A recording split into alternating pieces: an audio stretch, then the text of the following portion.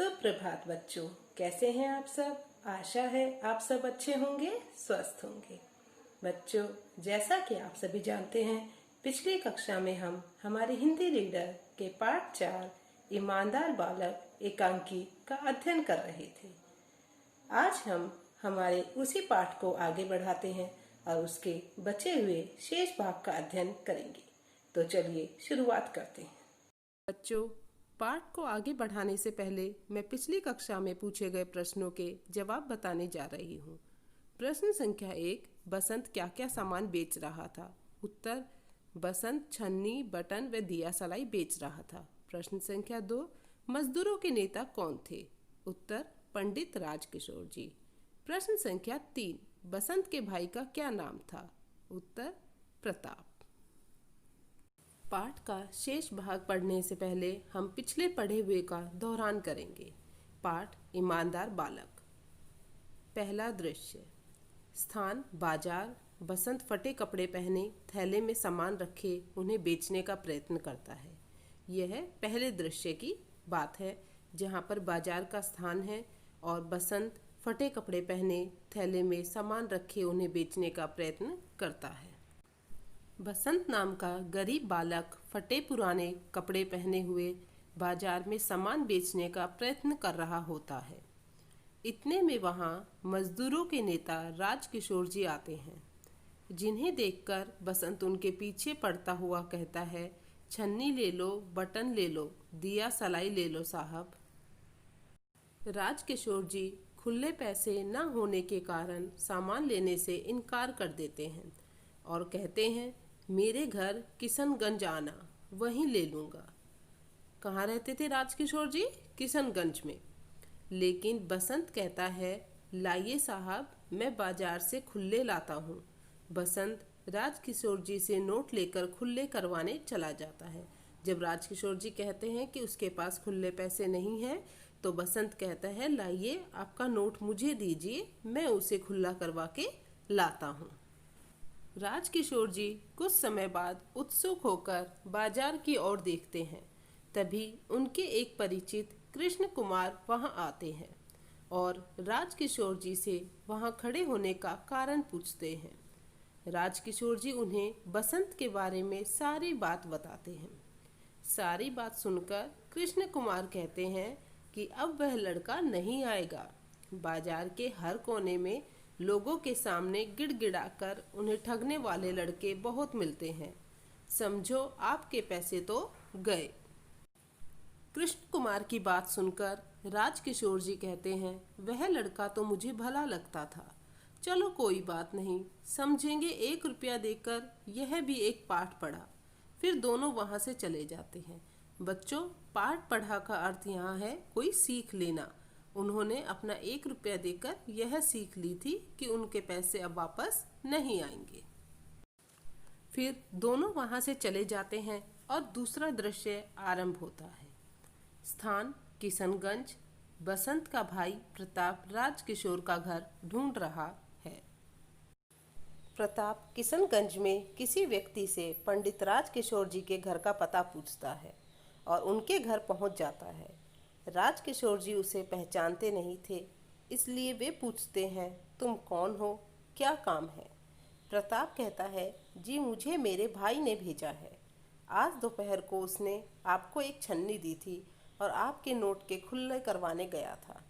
वापस लौटते वक्त एक मोटर के नीचे आ गया और उसके दोनों पैर कुचल गए। वह बेहोश हो जाने के कारण आपके पैसे लौटाने न आ सका। उसने मुझे आपके पैसे लौटाने को कहा है। राजकिशोर जी सारी बात सुनने के बाद प्रताप से उसके माता पिता के बारे में पूछते हैं, तो वह कहता है, हमारा कोई नहीं है। हम दोनों भाई भीखू वहीर के घर में रहते हैं। दंगों के दिनों में हमारे माँ बाप को किसी ने मार डाला था। कहते कहते प्रताप रोने लगता है। राजकिशोर जी प्रताप के साथ उसके घर बसंत से मिलने जाते हैं और अमर सिंह से डॉक्टर वर्मा को भीखू वहीर के घर लाने को कहते हैं। तो बच्चों, यहाँ तक हमने पढ़ा कि किस प्रकार बसंत अपना सामान बेचने का प्रयत्न करता है और राजकिशोर जी से सामान खरीदने की जिद करता है। और फिर खुले पैसे ना होने के कारण राजकिशोर जी के नोट को खुला करवाने बाजार में चला जाता है और फिर वहाँ मोटर के नीचे आ जाने से एक दुर्घटना घटित हो जाती है और वह वापस नहीं आता है। फिर बाद में बसंत अपने भाई प्रताप को राजकिशोर जी के बचे हुए पैसे लौटाने के लिए भेजता है और प्रताप राजकिशोर जी को सारी बात बताता है। अब आगे हम देखते हैं कि राजकिशोर जी किस प्रकार से प्रताप की मदद करेंगे। तीसरा दृश्य, स्थान भीखू अहीर का घर। बसंत जमीन पर पड़ा करहाता है। भीखू उसे डांट रहा है। भीखू, बड़ा दर्द है। दर्द नहीं तो क्या आराम मिलेगा? अस्पताल चला जाता, वहाँ आराम मिलता। बसंत, चाचा तुम ही अब मुझे अस्पताल पहुँचा दो। बसंत कहता है भीखू से कि चाचा तुम ही अब मुझे अस्पताल पहुँचा दो। भीखू, मैं पहुँचा दूँ? हैं, मुझे बड़ी रकम सौंप रखी है। भीखू उसे ताना देते हुए कहता है कि मैं क्यों पहुँचा दूँ, मुझे बड़ी रकम सौंपी हुई है। दोनों आपस में इस प्रकार से वार्तालाप कर ही रहे होते हैं कि इतनी देर में प्रताप और राजकिशोर जी का वहाँ प्रवेश होता है। प्रताप, यह रहा साहब। प्रताप बसंत की तरफ इशारा करते हुए राजकिशोर जी से कहता है कि यह रहा साहब। बसंत, आप आए हैं? आप ना जाने क्या सोचते होंगे। बसंत राजकिशोर जी से ऐसा क्यों कहता है? जी हाँ, वह ऐसा इसलिए कहता है क्योंकि उसे लग रहा था कि राजकिशोर जी ना जाने उसके बारे में क्या सोच रहे होंगे कि वह उनके पैसे लेकर के चला गया। राजकिशोर, चिंता ना करो बेटा, मैंने डॉक्टर को बुलाया है, तुम ठीक हो जाओगे। राजकिशोर जी बड़े ही प्यार से उसे कहते हैं, तुम चिंता ना करो बेटा, मैंने डॉक्टर को बुलाया है, तुम ठीक हो जाओगे। इतनी ही देर में डॉक्टर का प्रवेश होता है। डॉक्टर, हेलो पंडित जी, तो यह लड़का है? मैंने भी इसे बाजार में देखा है। उन्होंने शायद बसंत को बाजार में अक्सर सामान बेचते देखा होगा, इसलिए वे उसे कुछ जाने पहचाने से लगे। बसंत को देखकर उन्होंने बसंत की तरफ देखते हुए कहा, ऐसा लगता है कि एक पैर की हड्डी टूट गई है, इसे अभी अस्पताल ले जाना चाहिए। बसंत की हालत देख करके डॉक्टर को अनुमान लगा कि शायद इसके एक पैर की हड्डी टूट गई है, इसे अभी अस्पताल ले जाना चाहिए। राजकिशोर, मैं एम्बुलेंस के लिए फ़ोन कराता हूँ, जब तक मैं नहीं आता आप यहीं रहे, इसे बचाना ही होगा। राजकिशोर जी ऐसा किसे कहते हैं? जी हाँ, डॉक्टर को। यह गरीब है पर इसमें एक दुर्लभ गुण है, यह ईमानदार है। बच्चों, यहाँ दुर्लभ शब्द आया है, इसका अर्थ होता है कठिनाई से मिलने वाला या मुश्किल से मिलने वाला। तो बसंत में कौन सा गुण था? ईमानदारी का, जो बहुत ही कठिनाई से या बहुत ही मुश्किल से किसी में मिलता है। राजकिशोर जाता है, डॉक्टर सुई लगाता है, प्रताप भाई का सिर पकड़ता है और पर्दा गिरता है। इस प्रकार हमारी ये एकांकी यहाँ पर पूरी होती है। बच्चों, बसंत में कौन सा गुण था? जी हाँ, ईमानदारी का गुण, जो एक दुर्लभ गुण है, बहुत ही कठिनाई से मिलने वाला गुण। तो हमें इसका एकांकी से क्या शिक्षा मिलती है? जी हाँ, कि चाहे कोई भी परिस्थिति हो, हमें ईमानदार बने रहना चाहिए। अपनी ईमानदारी को हमें कभी नहीं छोड़ना चाहिए। अब पाठ से संबंधित कुछ मौखिक प्रश्न उत्तर हम करेंगे। प्रश्न संख्या 1, प्रताप कौन है? वह किसको ढूंढ रहा था? उत्तर, प्रताप बसंत का भाई था, वह किशनगंज में राजकिशोर जी का घर ढूंढ रहा था। प्रश्न संख्या 2, प्रताप को उसके भाई ने कहाँ भेजा था और क्यों? उत्तर, प्रताप को उसके भाई ने राजकिशोर जी के घर भेजा था, उनके बचे हुए खुले पैसे लौटाने के लिए। प्रश्न संख्या 3, प्रताप ने अपने माता पिता के बारे में क्या बताया? उत्तर, प्रताप ने अपने माता पिता के बारे में बताया कि किसी ने उन्हें दंगों में मार डाला था। प्रश्न संख्या 4, किसने एम्बुलेंस बुलाई और किस लिए? उत्तर, राजकिशोर जी ने बसंत को अस्पताल पहुंचाने के लिए एम्बुलेंस बुलाई थी। अब हम हमारा आज का कक्षा कार्य करेंगे। कक्षा कार्य में हम सबसे पहले पाठ से आए कुछ श्रुतलेख लिखेंगे। दुर्लभ, मुश्किल, आराम। अब हम इन्हीं श्रुतलेख का वाक्य निर्माण करेंगे। दुर्लभ, बसंत में ईमानदारी वाला दुर्लभ गुण था।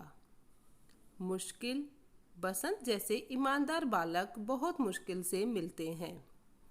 आराम, हमें प्रत्येक कार्य सोच समझकर आराम से करना चाहिए। अब पाठ में आए कुछ विलोम शब्द। ईमानदार, बेईमान, दुर्लभ, सुलभ, गुण, अवगुण। बच्चों, दुर्लभ का अर्थ मैंने आपको बताया था, कठिनाई से मिलने वाला, और सुलभ का अर्थ होता है आसानी से मिलने वाला। वचन परिवर्तन। नेता, नेतागण, बेटा, बेटे, डॉक्टर, डॉक्टरगण। अब हम करेंगे लिखित प्रश्न उत्तर। प्रश्न संख्या 1 से 3 तक हम पिछली कक्षा में कर चुके थे। आज हम लिखित प्रश्न उत्तर प्रश्न संख्या 4 से 7 तक करेंगे। प्रश्न संख्या 4, प्रताप कौन था? वह किशनगंज में क्या ढूंढ रहा था? उत्तर, प्रताप बसंत का भाई था। वह किशनगंज में पंडित राजकिशोर जी का घर ढूंढ रहा था। प्रश्न संख्या 5, प्रताप ने अपने भाई द्वारा छुट्टा पैसे वापस ना कर सकने का क्या कारण बताया? उत्तर, प्रताप ने बताया कि जब बसंत खुले पैसे करवा कर लौट रहा था तो मोटर से टकरा गया और वापस लौट ना सका। प्रश्न संख्या 6, राजकिशोर जी अहिर टोले में भीखू के घर क्यों जाते हैं? उत्तर, राजकिशोर जी अहिर टोले में भीखू के घर बसंत से मिलने जाते हैं क्योंकि बसंत वहीं रहता था। प्रश्न संख्या 7, राजकिशोर जी लड़के को बचाना क्यों चाहते थे? उत्तर, राजकिशोर जी लड़के को बचाना चाहते थे क्योंकि वे उसकी ईमानदारी के गुण से प्रभावित थे। अब हम करेंगे शब्द कौशल। प्रश्न संख्या 1, नीचे दिए गए शब्दों में से मूल शब्द और प्रत्यय अलग कीजिए। बच्चों, पिछली कक्षा में हम प्रत्यय और उपसर्ग के बारे में पढ़ चुके थे। तो सबसे पहले प्रत्यय किसे कहते हैं? जी हाँ, वे शब्दांश जो किसी शब्द के अंत में जुड़कर उसके अर्थ में परिवर्तन कर देते हैं, वे प्रत्यय कहलाते हैं। तो प्रत्यय कहाँ जुड़ेंगे? पीछे। जैसे भोलापन, भोला जमा पन, पढ़ाई, पढ़ जमा आई, डरावना, डर जमा आवना, ममेरा, मम जमा एरा, पानदान, पान जमा दान, मालिन, माली जमा इन, मिठास, मीठा जमा आस, मित्रता, मित्र जमा ता, नमकीन, नमक जमा इन, दैनिक, दिन जमा इक। अब प्रश्न संख्या 2, दिए गए शब्दों में से उपसर्ग, मूल शब्द और प्रत्यय अलग कीजिए। इस प्रश्न में बच्चों उपसर्ग, मूल शब्द एवं प्रत्यय तीनों हैं। सबसे पहले प्रचलित। प्रचलित शब्द में उपसर्ग है प्र, मूल शब्द है चल और प्रत्यय है इत।